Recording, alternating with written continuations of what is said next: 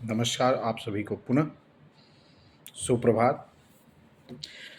जैसा कि हमने आपसे लास्ट वीडियो में बोला था कि खाने के तरीकों के ऊपर,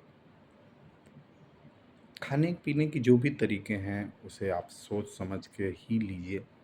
जैसे कि ये आप आप पढ़े लिखे होते हैं, शिक्षित हैं, तो हमें सब कुछ पता होता है कि क्या हम खा रहे हैं, उसमें हमें क्या मिलना है, हमारे सेहत के लिए क्या अच्छा है, क्या बुरा है, वो हमें सब पता होता है।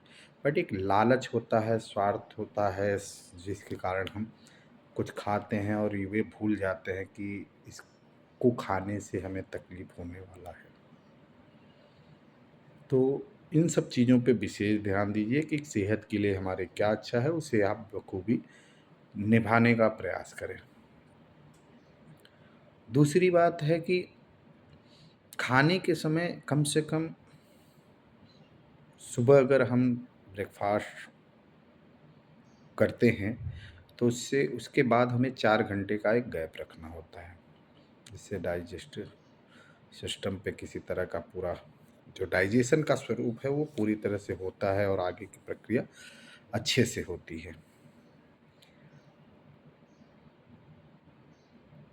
अब इन्हीं सब बातों को लेके अगर आप खा रहे हैं, खाने के तरीके में ये भी है कि आपको कोई चीज़ ज़्यादा पसंद आ रही है, अब उसे बार-बार आप खाने का प्रयास कर रहे हैं, तो कहने का तरीका ये है कि योग भी एक रूल है कि अत्याहार प्रयास च प्रजल्पो नियमाग जनसंगस्य लौल्यम कष्टभिर्योगे दिने दिन।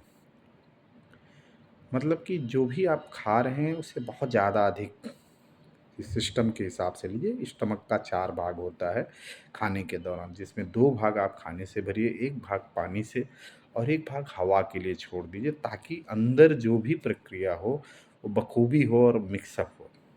मैंने पहले बोला था कि आप पहले मुँह में ही चबाएँ, फिर इस अंदर जाएँ, अंदर जो भी खाएँ, एक लिमिट हो अपने हिसाब से, क्योंकि रोज़ ही खाना है, रोज़ ही ये दिनचर्या हमारी रहेगी। तो सुबह अगर हम 8 बजे नाश्ता कर रहे हैं, तो 12 बजे 1 बजे खाना खाना है लंच, फिर उसके बाद शाम 3-4 बजे जो भी लेना है ले सकते हैं, और रात को डिनर। डिनर लाइट हो, कोशिश करें, ताकि क्योंकि ज़्यादा मूवमेंट नहीं होता है हमारा आपका, इसलिए हमें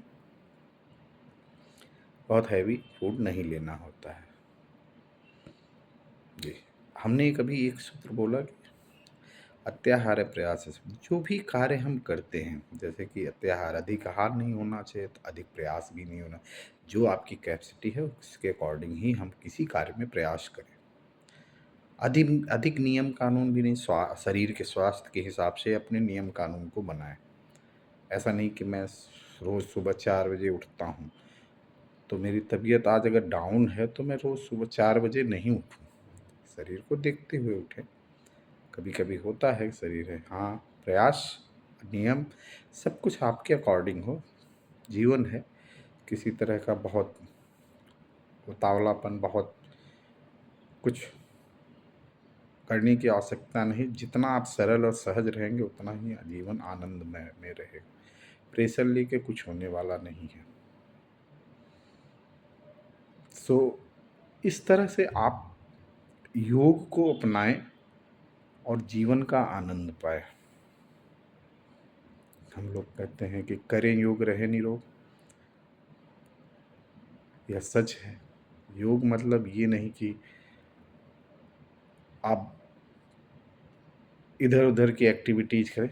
जो भी है योग मतलब ज़्यादातर है कि जो आप एक्सरसाइज करते हैं, और एक ब्रीदिंग एक्सरसाइज होती है जो प्राणायाम कहा जाता है, उन सब चीज़ों को करें। पहले के हमारे पूर्वज, आप सभी को पता है कि वमन क्रिया, जल नेति वगैरह करते थे बिना, वो हम सभी को दिखता भी था।